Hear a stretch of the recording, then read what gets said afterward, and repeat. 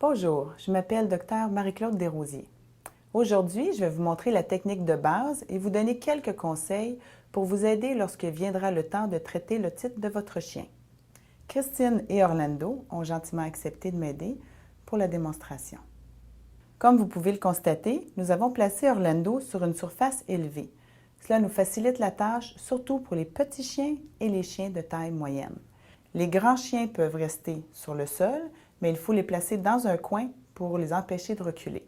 Il est parfois utile d'avoir quelqu'un pour nous aider. Si votre chien est peu coopératif, envisagez la possibilité de lui mettre une muselière.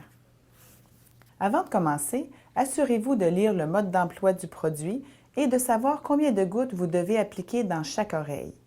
Le médicament que nous administrons aujourd'hui à Orlando combine un antibiotique, un antifongique et un anti-inflammatoire pour soulager rapidement la douleur et l'inflammation tout en éliminant les bactéries et les levures présentes dans son oreille.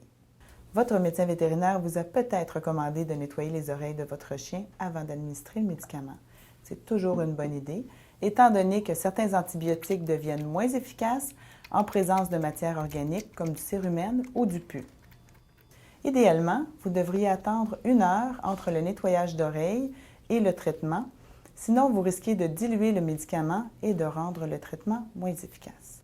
Prêt? Allons-y!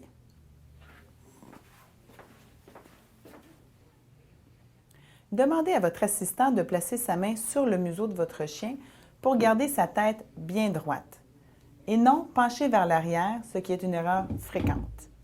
Comme vous le voyez ici, chez le chien, le canal de l'oreille est long et étroit et comporte un angle de presque 90 degrés. Si la tête est penchée vers l'arrière pendant l'administration du médicament, les gouttes ne pourront pas atteindre le fond du canal et il est possible qu'une partie du médicament coule à l'extérieur de l'oreille. Ainsi, en gardant la tête de votre chien bien droite, le médicament peut atteindre le fond du canal ainsi que les bactéries, les levures et les tissus irrités qui s'y trouvent. Revenons à Orlando qui nous attend patiemment. Bon chien! Pendant que votre assistant tient le chien, relevez doucement son oreille.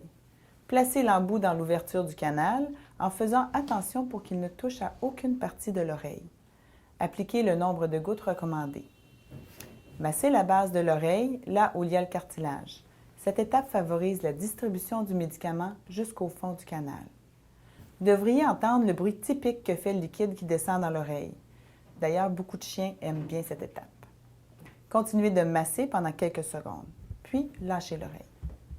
Méfiez-vous car votre chien en profitera sûrement pour se secouer la tête. Si c'est le cas, des gouttelettes de médicaments peuvent être expulsées et c'est normal. Par contre, si le médicament touche votre peau, assurez-vous de vous la laver. Répétez ensuite les mêmes étapes pour l'autre oreille.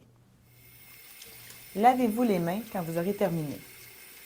Il est aussi important de nettoyer l'embout entre les administrations, surtout si la canule a touché à l'oreille ou aux sécrétions.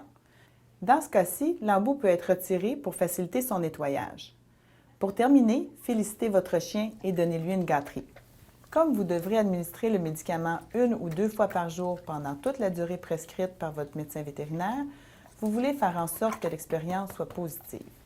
Si vous avez des questions ou des difficultés à faire le traitement, n'hésitez pas à consulter votre médecin vétérinaire.